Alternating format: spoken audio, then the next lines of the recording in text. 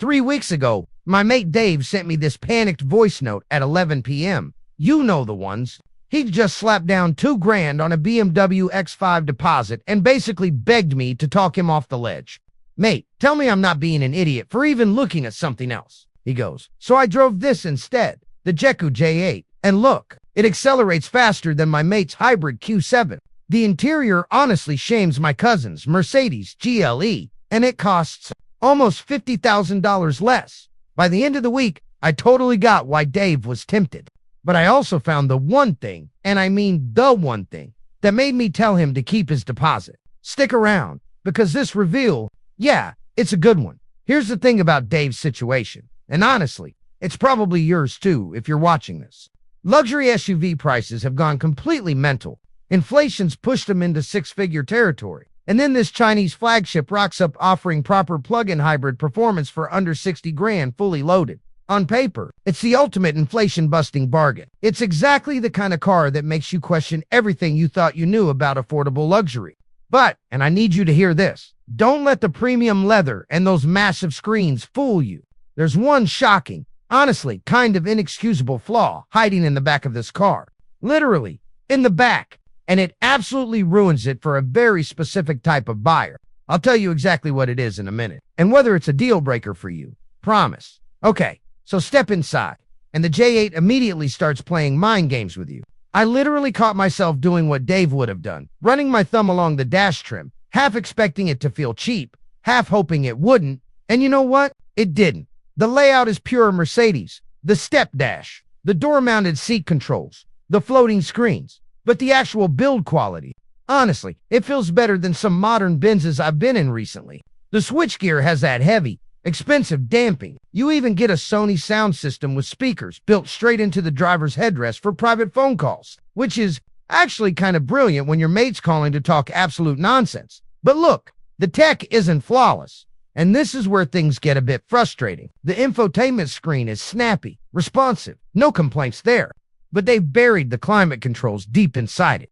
Like you have to swipe up on a glass screen just to change the fan speed while driving, which is, look, it's incredibly distracting. Okay, I nearly missed my turn twice because I was fumbling with it. And don't get me started on the hypersensitive haptic touchpads on the steering wheel. Brush them accidentally, and suddenly the car is listening.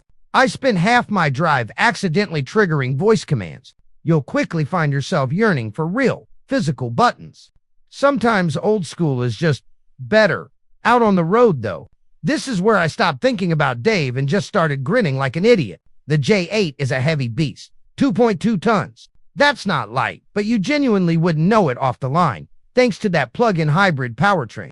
This thing violently launches to 60 in the mid-4-second range. It leaves its mainstream rivals completely in the dust. I'm talking proper oh-crap acceleration. It comes with adaptive dampers as standard, which is nice. And in sport mode, it corners with surprising composure. But let's be honest with each other here. While it is exceptionally fast and grips well, it doesn't have the ultimate chassis refinement of a Porsche or a BMW. It's like, okay, imagine a brilliant pub piano player, highly entertaining, perfectly capable, can play anything you ask. But put them next to a German concert pianist, and you'll notice the subtle lack of ultimate finesse. That's the J8. Still brilliant, just not quite there. On the efficiency side, though, you're looking at around 80 miles of electric-only range on a full charge, which is highly usable for daily stuff. And it accepts fast DC, charging up to 70 kilowatts, which is a massive advantage over most PHEVs. Now, the elephant in the room, and Dave asked me this twice in his message, so I know you're thinking it. Long-term reliability, Jaecoo knows you're skeptical, which is why they're throwing a massive 7-year, 100,000-mile warranty at this car, with the battery pack covered for a full 8 years. That's proper confidence right there. Mechanically, Jaecoo's parent company has been building these powertrains globally for years, so it's not like they're completely new to this. But what about depreciation? Here's the uncomfortable truth. Because the brand cachet isn't established yet in Western markets, early adopters will take a hit on resale value. This is where the bargain gets complicated. Okay, if you buy this car, you need to hold on to it for at least 5 years to make the financial math work in your favor. If you're a serial car swapper who upgrades every 2 years, and I know some of you are, the depreciation will eat you alive. Just being honest here. Which brings us back to that fatal flaw I mentioned earlier. The one I promised you at the start. And honestly, this is exactly where Dave's story runs into a wall. Because Dave has 3 kids under 7. If you are buying this as a 3-year-old family hauler, please pay close attention.